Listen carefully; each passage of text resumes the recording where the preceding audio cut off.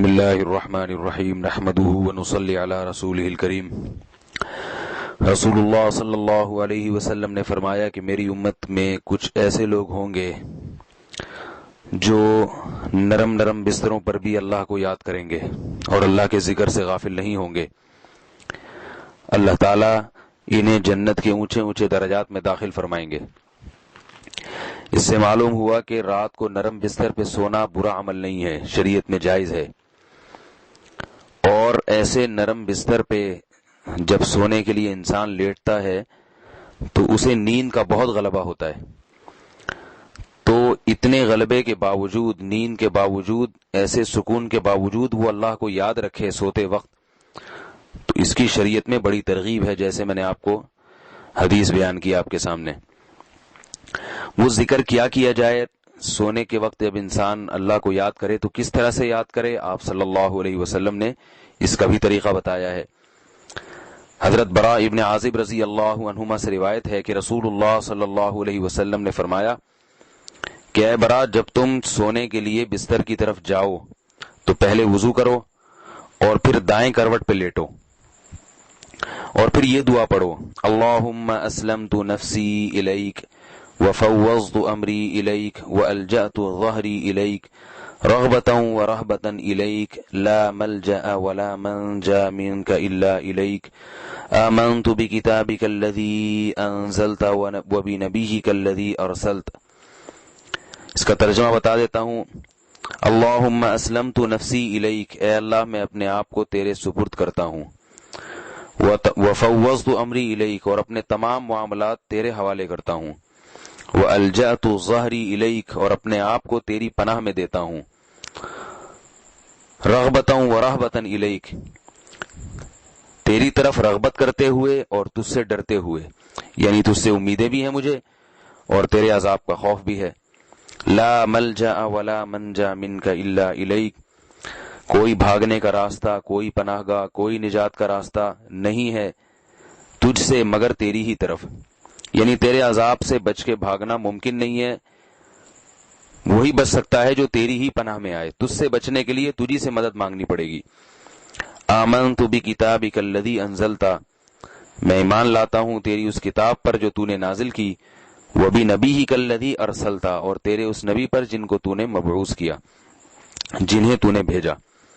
تو حدیث میں آتا ہے کہ جس شخص نے یہ دعا پڑھی، آپ نے فرمایا حضرت برا سے، فَإِن مِتَّ مِتَّ عَلَى الْفِطْرَةِ، کہ اگر تم یہ دعا پڑھنے کے بعد سو گئے اور تمہاری موت واقع ہو گئی تو تمہاری موت فطرت پر ہوگی، یعنی اسلام اور اعمال صالحہ پر موت ہوگی تمہاری۔ اور آپ نے یہ بھی فرمایا وَاجْعَلْهُنَّ آخِرَ مَا تَقُولُ، سب سے آخری کلام تمہارا یہ کلمات ہونے چاہیے، یعنی اس کے بعد پھر کسی سے بات چیت نہ ہو، بالکل آخر میں یہ کلمات ہونے چاہیے۔ یہ حدیث بھی صحیح ہے، بخاری اور صحیح مسلم کی ہے۔ تو یہ الفاظ یاد کر لیں، یہ ریاض الصالحین کی صفحہ نمبر 430 پر یہ حدیث موجود ہے، بخاری اور مسلم میں بھی ہے، تو وہاں سے یاد کر لیں، یا جو میں نے ابھی ریکارڈنگ کی ہے یہاں سے یہ الفاظ یاد کر لیں۔ عربی میں اگر یاد نہیں ہوتے تو اردو ترجمہ یاد کر کے اردو میں پڑھ لیا کریں یہ الفاظ۔ جو برکت عربی میں ہے ظاہر ہے وہ تو عربی میں ہی ہے، لیکن اردو میں اگر آپ کر سکتے ہیں تو اردو میں بھی اللہ کی رحمت سے امید ہے وہ دعا مانگیں گے، دعا تو کسی بھی زبان میں ہو، تو یہ بھی اللہ کا ذکر ہے، یہ دعا ہے، رات کو اس کا معمول بنانا چاہیے، اپنے بچوں کو بھی سکھانا چاہیے۔ اس کے علاوہ اور بھی اذکار ہیں جن کی رسول اللہ صلی اللہ علیہ وسلم نے ترغیب دی ہے کہ بستر پر لیٹنے کے بعد سونے سے پہلے ان دعاؤں کا معمول بنانا چاہیے۔ حدیث میں آتا ہے رسول اللہ صلی اللہ علیہ وسلم نے ارشاد فرمایا، من قرأ بالآیتین من آخر سورۃ البقرۃ فی لیلۃ کفتاہ، جس شخص نے سورہ بقرہ کی آخری آیات پڑھی رات میں تو یہ دونوں آیات اس کو کافی ہو جائیں گی، یعنی رات کے ہر قسم کے شر سے اس کو بچانے کے لیے دونوں آیات کافی ہو جائیں گی۔ تو سورہ بقرہ کی آخری آیات بھی یاد کر لینی چاہیے، رات کو بستر پہ لیٹنے کے بعد ان کی بھی تلاوت کرنی چاہیے۔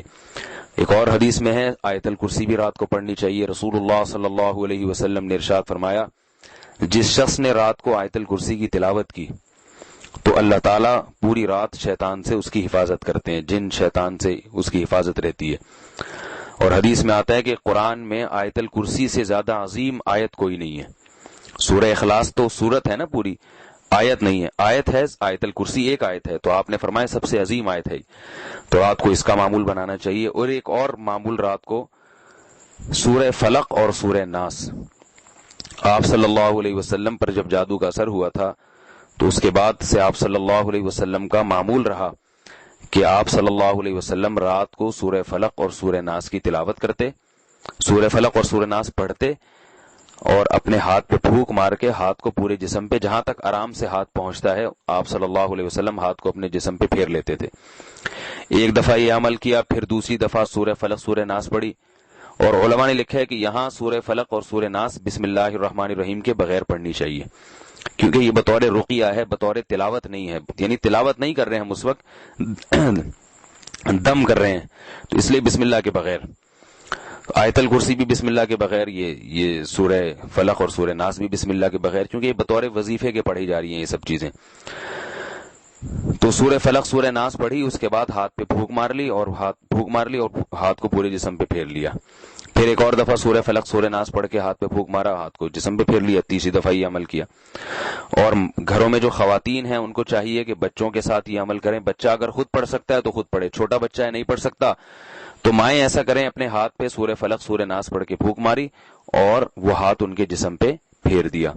تو اس سے انشاءاللہ رات کو ہر قسم کے جو شیاطینی اثرات ہوتے ہیں، نظر بد یا جنات یا جادو وغیرہ، ان سے انشاءاللہ ان کی حفاظت رہے گی. تو یہ عمل رات کو کرنا چاہیے. ہر مسلمان کو یہ دعائیں یاد کر لینی چاہیے، اور رات کو سونے سے پہلے یہ اعمال اور بھی ہیں حدیث میں.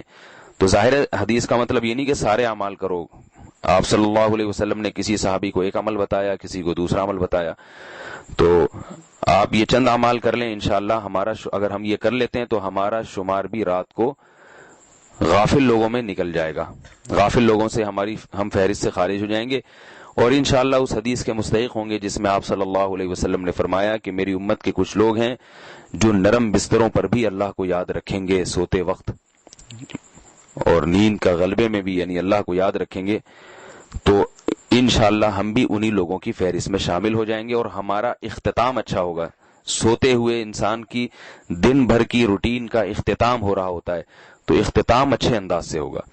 اللہ تعالیٰ. اچھا، یہاں ایک اور بات ہے کہ جو حدیث میں آتا ہے دائیں کروٹ پہ، حدیث میں آتا ہے آپ صلی اللہ علیہ وسلم جب سونے کے لیے لیٹتے تو اپنے دائیں ہاتھ کو رخسار کے نیچے رکھتے اور دائیں کروٹ پہ لیٹتے. تو یہ بہت اچھی سونے کی ایک مہذب کنڈیشن ہے سونے کی، کہ انسان اپنے رخسار کو دائیں ہاتھ کو اپنے رخسار کے نیچے رکھے اور دائیں کروٹ پہ لیٹے. لیکن اب بعض لوگ یہ سوال کرتے ہیں کہ بھئی یہ تو بہت مشکل ہے ساری رات اس طرح. تو یاد رکھیں اس سے مراد ساری رات نہیں ہے، سونے کی ابتدا ایسے ہونی چاہیے. آپ دائیں کروٹ پہ لیٹیں، اور آپ صلی اللہ علیہ وسلم کا جو عمل تھا کہ رخسار کو اپنے دائیں ہاتھ کو دائیں رخسار کے نیچے رکھنا، تو تھوڑی دیر کے لیے یہ عمل کر لیں، اس کے بعد چاہیں آپ کروٹ تبدیل کر لیں، اس سے کچھ نہیں ہوتا. ابتدا ایسے ہونی چاہیے. یہ ایک سنت طریقہ ہے، ثواب کا طریقہ ہے. اللہ تعالیٰ سمجھنے کی عمل کرنے کی توفیق عطا فرمائے.